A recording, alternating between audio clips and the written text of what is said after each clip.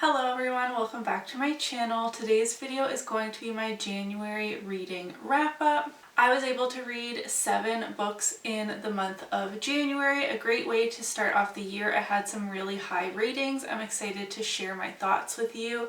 But if you're new here, hello, my name is Emily. This is MacInnis Mama, where you will find mostly bookish content.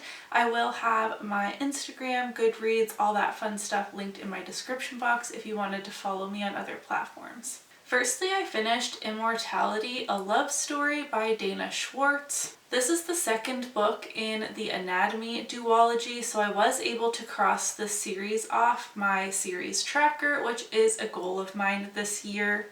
I gave this 3 stars, which is also what I rated the first book in this duology. It's a YA historical fiction with a bit of a fantastical twist on it, like magical realism, I suppose. In the series, we are following Hazel Sinnott, who is in the 1800s in Scotland, and she really wants to become a surgeon, but women are not allowed in the medical field. So she dresses up in her dead older brother's clothing to attend medical school and gain an education under an assumed name and pretending to be a boy. Ultimately, she's found out, but still wants to continue her education herself using medical textbooks, but she needs bodies to practice on and research with, so she befriends a grave robber. And I enjoyed the first book more than the second book. The second book just took a bit of a weird turn that I wasn't expecting, and the main characters we were super interested in from the first book, aside from Hazel, who's like the main protagonist, they don't come into play until much later in the book. So we go off on this like rambling, weird plot line that I just wasn't a fan of. Next, Sam and I read Crescent City, House of Earth and Blood. We were wanting to reread the first 2 Crescent City books in anticipation of the 3rd book coming out at the end of January. I rated this 4 stars the first time I read it, and I absolutely loved this book on reread. I gave it 5 stars. If you're unfamiliar with this series, this is an adult urban fantasy series. The tech is pretty high level. They have cell phones, TVs, all of that in this world. People have compared this magical world to Zootopia. There is every magical creature you could imagine, but the plot of this is mainly kind of like a murder mystery plot. We're following Bryce Quinlan as she tries to figure out what happened to her best friend Danica, who unfortunately dies at the very beginning of this book. That is not a spoiler.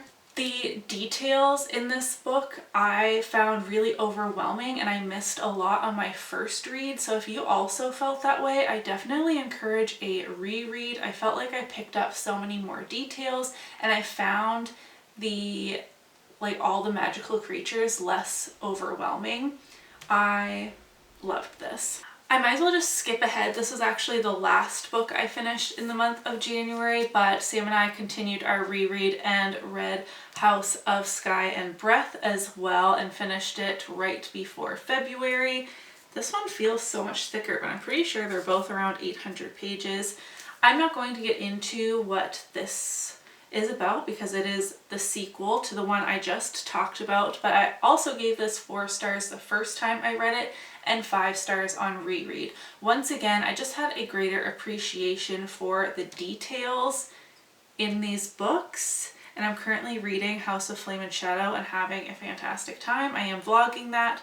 I'm taking my time reading the 3rd book, so don't expect a reading vlog from me like along with everyone else's reading vlogs. I'm taking my time with it, but I'm really enjoying my time, and I'm so happy that I reread Crescent City 1 and 2 before going into that, because there were a lot of details I missed on the first time, and also it's been over a year since I read these for the first time as well.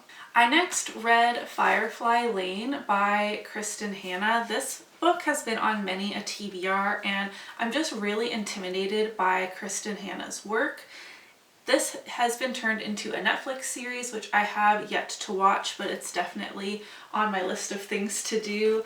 In the story, you're following two best friends, Kate and Tully. They come from very different backgrounds, but Tully moves in, is it in the 70s or the 80s, across the street from Katie, and they just become inseparable. And they continue to be best friends through the decades. We follow them decade by decade. They start out as teenage girls just having a rough time, and they end well, and the book ends well into adulthood. This is pretty like plotless in terms of what I'm typically reading, which I typically read fantasy romance, or romance books, and my romance books I definitely prefer there to be like an actual plot happening. And yet I could not put this down. I gave this 5 stars, and I cannot remember a time specifically. There have definitely been other books, but I can't remember a time specifically where I have been as emotionally devastated as I was reading this book. I was literally sobbing. My husband is a gamer, and often he's playing games like with his headset on, with his friends, whatever, and I'm reading a book like next to him-ish, and he took his headset off and looked at me and was like, what is wrong with you? Like heaving, sobbing, curling into a ball. This book was absolutely amazing. I have decided to protect my peace and not continue on with the second book. This is a duology. And based on the synopsis and based on my visceral reaction to this book, I have decided to, like, this wraps up really well as it is. I've decided to just leave it here. Because one of my best friends told me that the second one, I will cry even more. And I just don't think I can mentally handle that, to be honest. Next on audio, I listened to A Flicker in the Dark by Stacey Willingham, and I gave this 3 stars. I was enjoying it a lot more until the final reveals started happening. This is a thriller in which we are following Chloe, who is a psychologist now, but when she was a child, her father was convicted of being a serial killer. And so obviously that is very traumatic to happen to a child. And so there's like dual timeline. We're going through what happened when she was a kid, and like how the resulting her father being incarcerated has colored events that happened even leading up to that, with obviously a very negative spin, but that's not always the truth. And it all comes to a head when she is now 20-something, mid-20s, and very similar murders start happening again, but her father is behind bars. So we're wondering, is this a copycat killer? Did they get the wrong man? And we're trying to like unravel what actually happened. Who was the killer? Is it her dad, or was it her dad? And there's like a whole bunch of twists and turns, and I was really invested. I have discovered I really love listening to thrillers on audiobook. I'm less inclined to tune them out by mistake while cooking or doing the dishes or whatever, because like my heart is pounding and I'm really trying to catch all the details. But the last reveals, I was like, oh, huh. I wasn't impressed by the ending, and the ending can really make or break a thriller. Like a thriller can be like, okay, this is good, I'm having a good time, and the ending can blow you away, and then for me it's like a 5-star. And other times it could be like this case where I'm like, okay, this is good, I'm invested, and then the ending like doesn't hit, you know? Sam and I took a break in between Crescent City 1 and 2 to read a short, dark romance. We decided to continue the Never After series with Scarred by Emily McIntyre. These are dark contemporary romances inspired by fairy tales. So this one is inspired by The Lion King, and I gave this 2 stars. Sam gave it 1. We did not enjoy this book. This would have worked so much better for me if it was a fantasy romance. But our male main character had a god complex, like a literal worshipping god,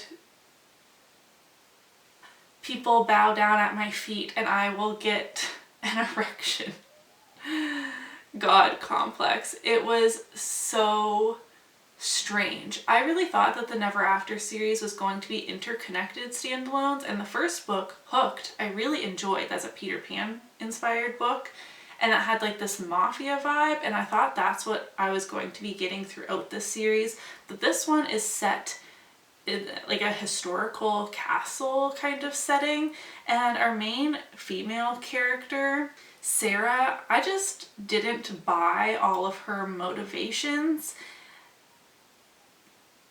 and also like why she would end up with the villain. It was just very strange. Also, the Never After series, it's the heroine ends up with the villain, not the hero. So they are very dark, but this one just did not work for me at all. Next, I read The Family Upstairs by Lisa Jewell. This is my first Lisa Jewell book. I'm apparently on a bit of a thriller kick because I'm reading another one currently. I gave this 4+ stars. It wasn't quite 5 stars for me. I don't typically do like 0.5 or 0.25, but it was like a high 4. If I was someone that did like 4.25, we might be there. We are following a dual timeline. The first is this very wealthy family.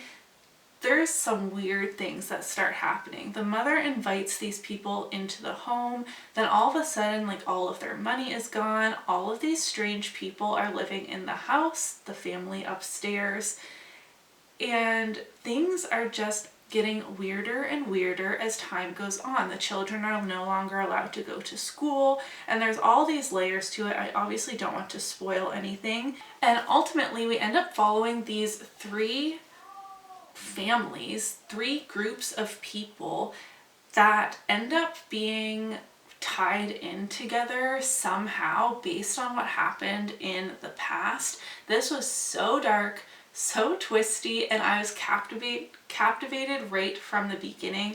I was reading through it so fast. It also helps that it has very short chapters, so it's very easy to do that thing where you're like, one more chapter, just one more chapter, and I flew through this. I really enjoyed this, and this also has a sequel, and that's the one I'm listening to right now, which is The Family Remains.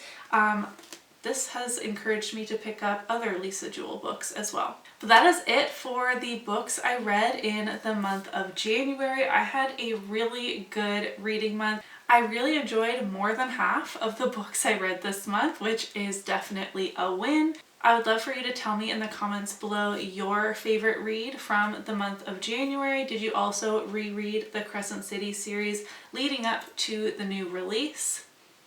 If you did enjoy this video, don't forget to give it a thumbs up so that I know, and I will see you in my next one. Bye!